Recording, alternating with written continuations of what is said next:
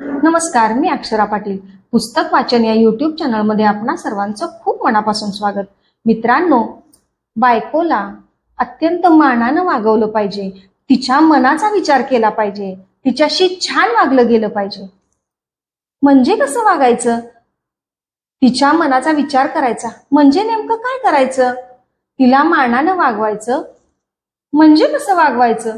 अगदी हेच प्राध्यापक विजय पोहनेरकरांनी नवऱ्याने बायकोसोबत कसे वागावे या आपल्या कवितेत सांगितलेलं आहे.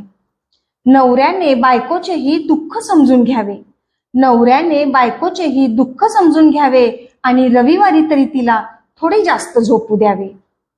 काय हरकत आहे तिला चहा करून द्यायला? काय हरकत आहे तिला चहा करून द्यायला? आणि विसरू नये बर का, थोडंसं जास्त दूध आणि अद्रक टाकायला. विनाकारण खुसपट काढून आदळआपट करू नये, विनाकारण खुसपट काढून आदळआपट करू नये आणि बगलेतले काढून उगी बाजारात मांडू नये. सकाळ संध्याकाळ ती किचनमध्येच असते, सकाळ संध्याकाळ ती किचनमध्येच असते आणि सांगा बरं किती वेळ ती तक्क्याला टेकून बसते. म्हणून तिला रविवारी सुट्टी दिली पाहिजे, म्हणून तिला रविवारी सुट्टी दिली पाहिजे आणि हॉटेलमध्ये जेवणाची ऑफर दिली पाहिजे.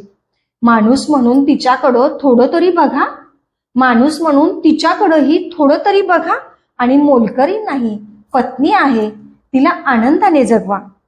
असू दे तुमच्या डायरीत तिच्या कष्टाची नोंद, असू दे तुमच्या डायरीत तिच्या कष्टाची नोंद आणि कधीतरी तिचं नाव तुझ्या हातावर गोल.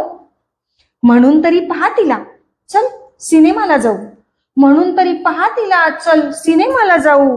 येता येता हॉटेलमध्ये तुझ्या आवडीचं खाऊ.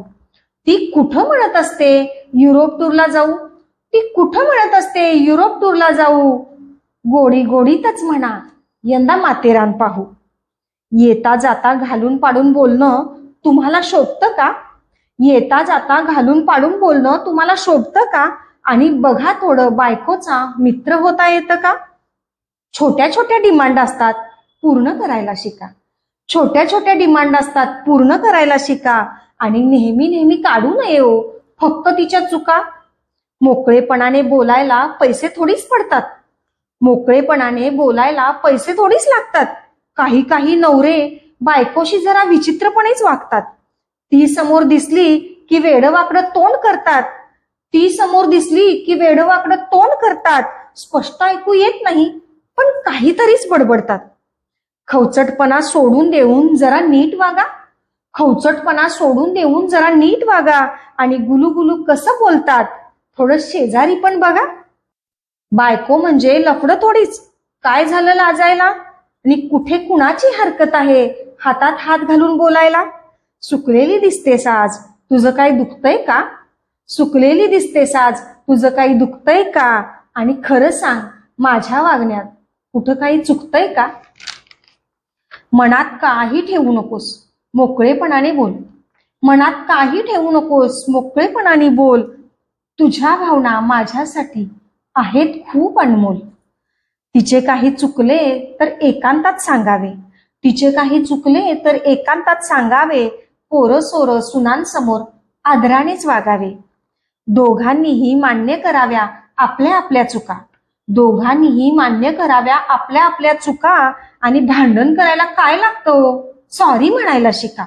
आणि भांडण करायला काय लागतं? सॉरी म्हणायला शिका. धन्यवाद.